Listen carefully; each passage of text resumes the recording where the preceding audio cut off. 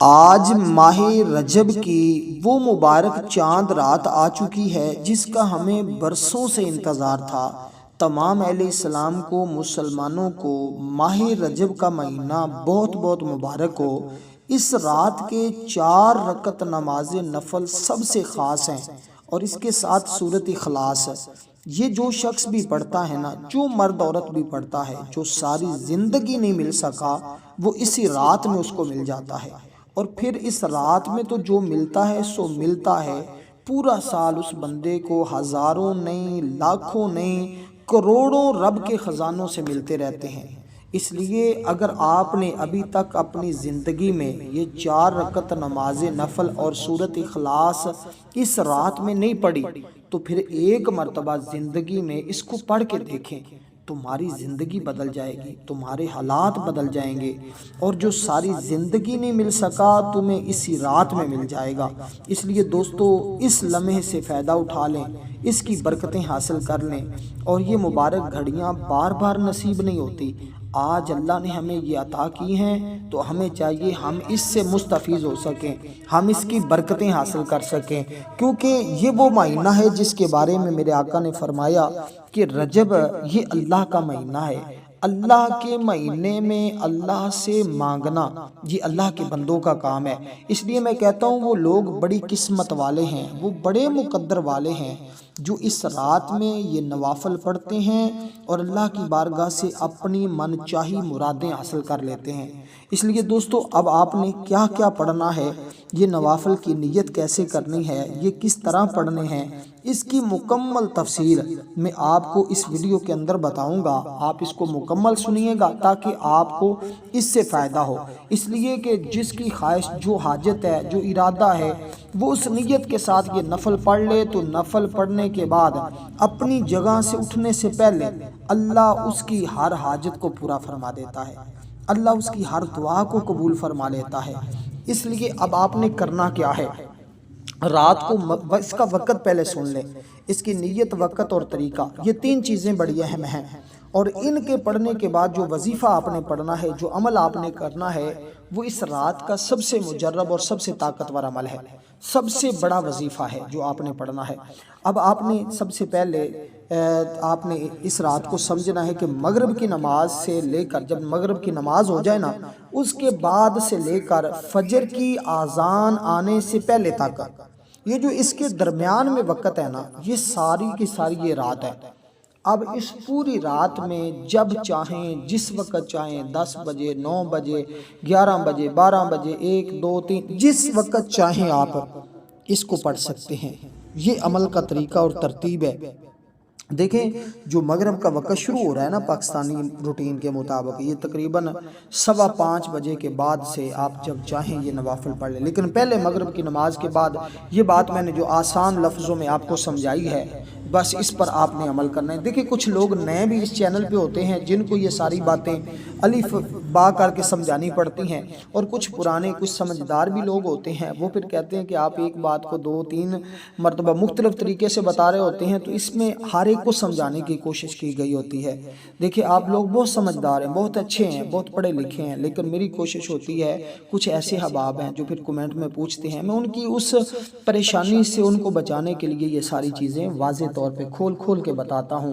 اب کیونکہ اس کے اندر ایک خاص دعا بھی بتانی ہے جو اس رات کی خاص دعا ہے، جب آپ وہ پڑھیں گے تو انشاءاللہ اس دعا کی برکت اور طاقت یہ ہے کہ میرے آقا نے فرمایا کہ جو بندہ اس دعا کو پڑھے، اس کے پڑھنے کے بعد وہ جو چیز اللہ سے مانگے اللہ عطا کر دیتا ہے۔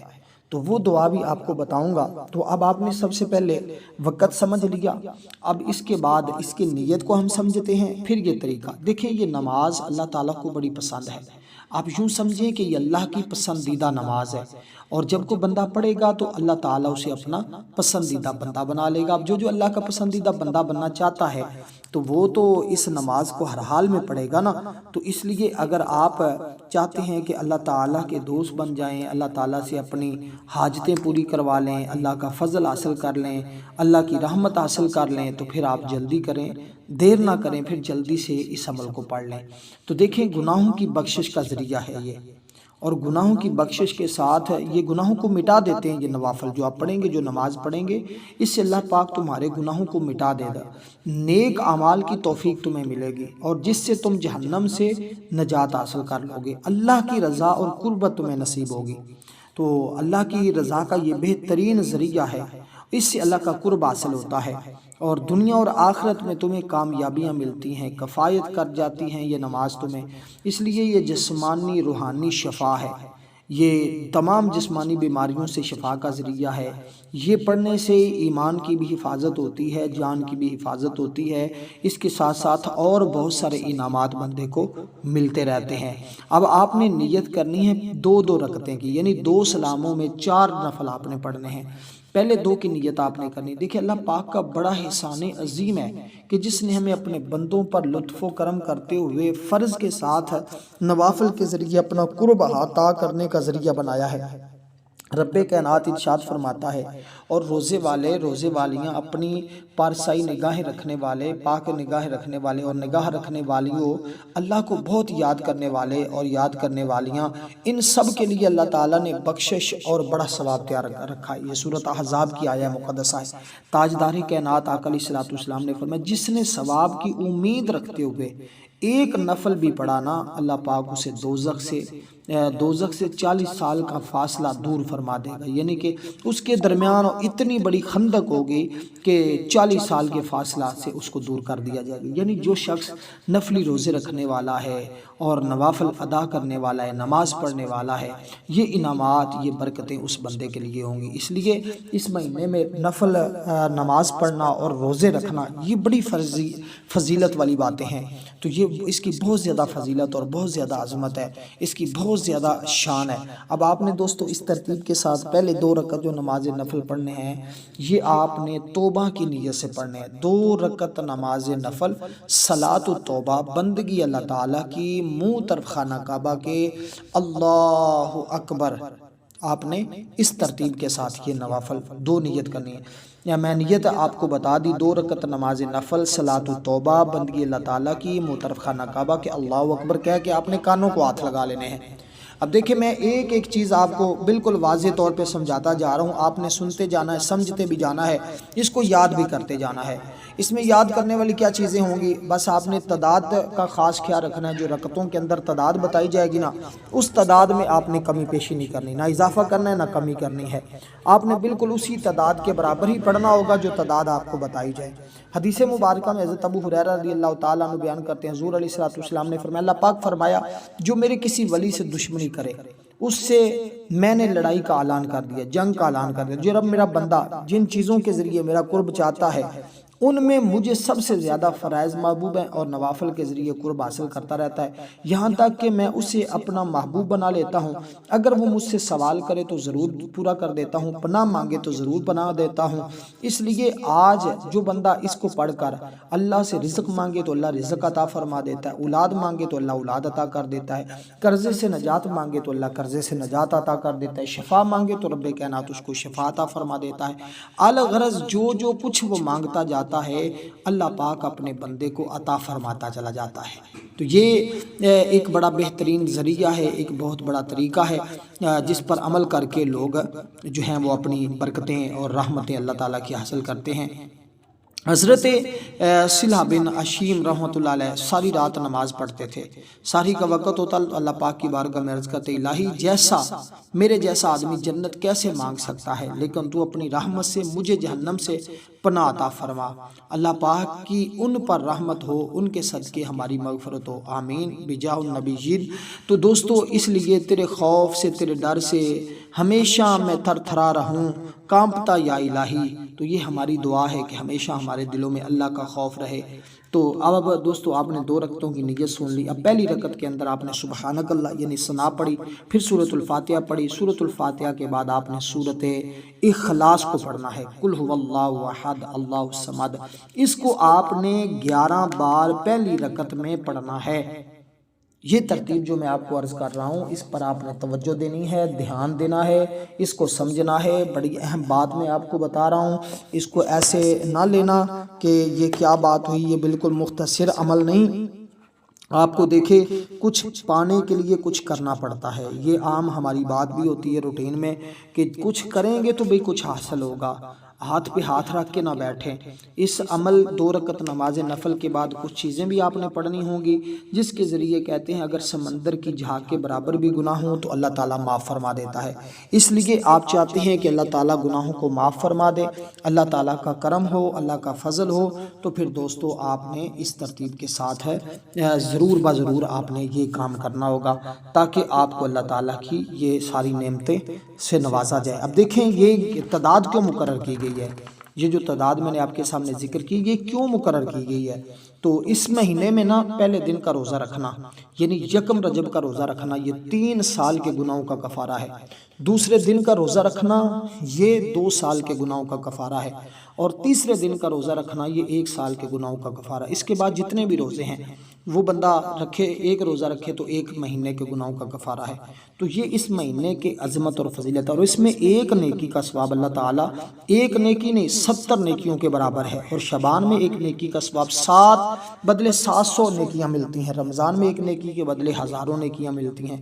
یہ امت محمدیہ کے لیے اللہ کا کتنا بڑا فضل عظیم ہے۔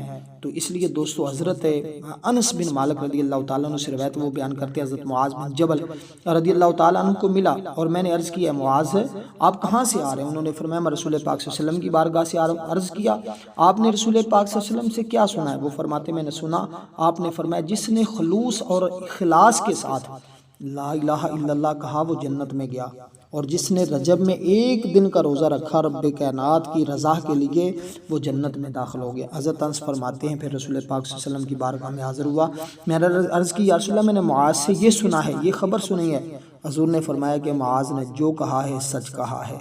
تو دوستو یہ کس قدر مبارک گھڑیاں ہیں، اور میں نے اب جو صورت اخلاص کا آپ کو کہا ہے ہم نے اعمال کے اندر وظائف کے اندر بزرگوں نے دیکھیں یہ میرا طریقہ نہیں ہے، بزرگوں کا طریقہ اللہ والوں کا طریقہ ہے، ان کے طریقے پر چلو گے تو کامیاب ہو جاؤ گے۔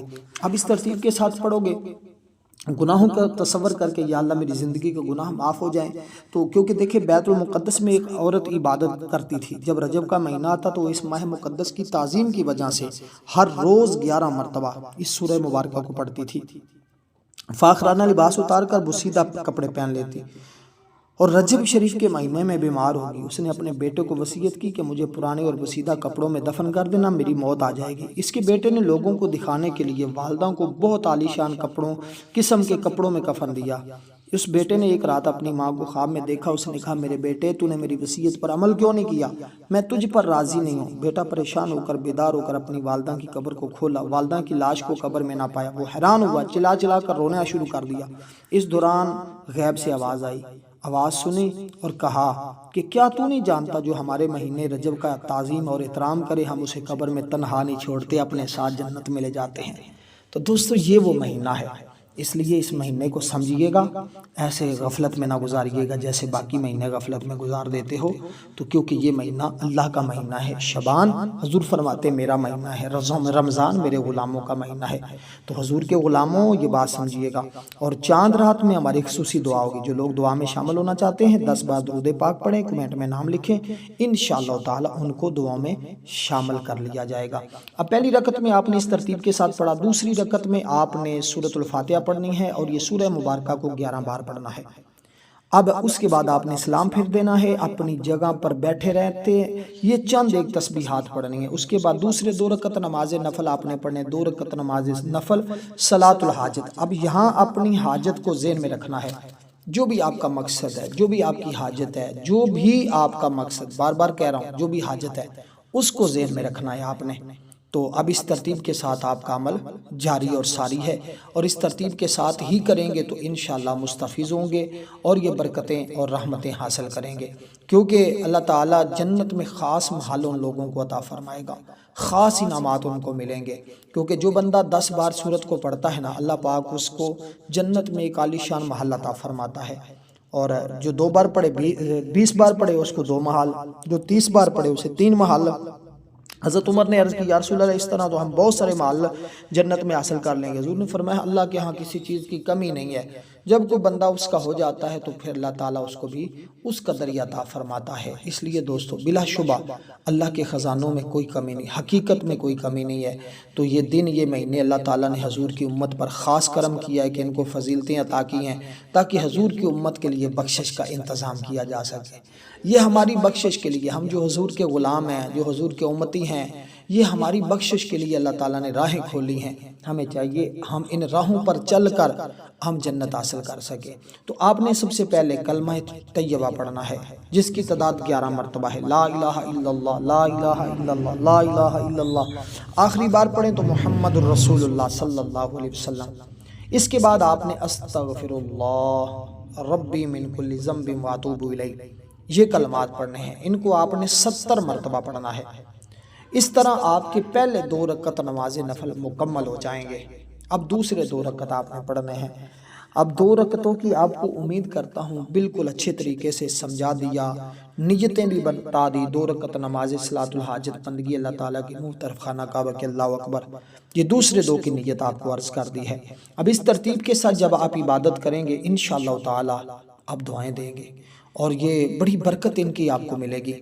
اب اس کے بعد آپ نے دوسری 2 رکعتوں میں سبحانک اللہ ثنا، پہلی رکعت میں آپ نے ثنا پڑھی سبحانک اللہ، دوسری میں آپ نے سورۃ الفاتحہ شریف کو پڑھا اور سورۃ الفاتحہ کے بعد صرف 3 مرتبہ آپ نے سورۃ اخلاص کو پڑھنا ہے، 3 مرتبہ، کوئی زیادہ ہے، یہ 3 مرتبہ سمجھے کہ پورا قرآن آپ نے پڑھا۔ اور ماہ رجب میں جب اس کو 3 بار پڑھیں گے گویا آپ نے 70 قرآن پڑھے ہیں۔ اس کے برابر اللہ تعالیٰ آپ کو ثواب عطا فرمائے گا، کیونکہ ایک بار سورۃ اخلاص کو پڑھنا یہ 70 بار پڑھنے کے برابر ثواب ملتا ہے۔ تو پھر اس لیے دوستو یہ مہینہ پھر عام تو نہیں نا، یہ تو پھر بڑا خاص ہے، یہ خاص الخاص ہے۔ اس لیے اس کی برکتوں کو حاصل کیجئے گا اور اللہ کی رحمتوں کو حاصل کیجئے گا، اور یہ سارے انعامات اس ترتیب کے ساتھ آپ حاصل کیجئے گا تاکہ اللہ تعالیٰ کا کرم اور اس کا فضل آپ کو ملے۔ اب اس ترتیب کے ساتھ جب آپ یہ پڑھ لیں تو پہلی رکعت آپ نے اس طرح پڑھی، پھر دوسری رکعت میں آپ نے سورۃ الفاتحہ شریف کو پڑھا، سورۃ الفاتحہ شریف کے بعد آپ نے سورۃ اخلاص کو پھر آپ نے دوسری رکعت میں پڑھنا ہے، اور دوسری رکعت میں بھی اس کی تعداد بالکل مختصر سی ہے، صرف 3 بار آپ نے پڑھنا ہے۔ اس طرح پھر آپ نے سلام پھیرنا ہے، 2 رکعتیں مکمل پڑھ کر سلام پھیرنے کے بعد اپنی جگہ سے اٹھنا نہیں ہے، یہ چاروں پڑھنے کے بعد اپنی جگہ پر بیٹھے رہنا ہے۔ پھر وہاں بیٹھ کر آپ نے چند ایک وظائف پڑھنے ہیں مختصر سے، پھر اس کے بعد اللہ کے حضور دعا کرنی ہے۔ انشاءاللہ وہاں اٹھیں گے تو دعائیں قبول ہو چکی ہوں گی، جو ساری زندگی نہیں مل سکا وہ انشاءاللہ مل جائے گا، کیونکہ نبی علیہ السلام نے فرمایا اب آپ نے جب اس طرح پڑھ لیں اس کے بعد اپنی جگہ پر بیٹھے ہوئے آپ نے حضور علیہ السلام کی ذات پر 10 بار درود پاک پڑھنا ہے، جو ہم نماز کے اندر پڑھتے ہیں۔ یہ درود پاک آپ نے ہر حال میں پڑھنا ہے۔ دیکھیں امام قسطلانی نے روایت کیا قیامت کے دن کسی مومن کی نیکیاں کم ہو جائیں گی اور گناہوں کا پلڑا بھاری ہو جائے گا تو وہ مومن پریشان کھڑا ہوگا، اچانک رسول پاک صلی اللہ علیہ وسلم تشریف لائیں گے، چپکے سے اپنے پاک سے ایک پرچہ نکالیں گے، نکال کر اس کے پلڑے میں رکھ دیں گے، جس سے اس کی نیکیوں کا پلڑا بھاری ہو جائے گا، اور حضور سے پوچھا جائے گا کہ آپ اتنے حسین و جمیل کون ہیں؟ حضور فرمائیں گے میں تمہارا نبی ہوں۔ یا رسول اللہ یہ کیا ہے اتنی شفقت؟ یہ تمہارا درود پاک ہے جو تم نے مجھ پر بھیجا تھا، آج تمہارے کام آ گیا ہے۔ تو دوستو یہ وہ چیزیں ہوتی ہیں۔ حضرت ابوبکر صدیق رضی اللہ تعالیٰ عنہ اس کے بارے میں فرماتے ہیں اتنی جلدی ٹھنڈا پانی آگ کو نہیں بجھاتا جتنی جلدی درود پاک جو ہے وہ انسان کے گناہوں کو مٹاتا ہے۔ تو دیکھیں یہ درود پاک کی برکتیں، صحابہ کرام، وہ صحابی جس کا درجہ انبیاء اور رسولوں کے بعد کائنات میں سب سے بڑا ہے، افضل البشر بعد الانبیاء، حضرت ابوبکر صدیق ہے، تو وہ اس کے بارے میں بیان کر رہے ہیں۔ تو آپ نے درود پاک پڑھا، درود پاک پڑھنے کے بعد آپ نے دوستو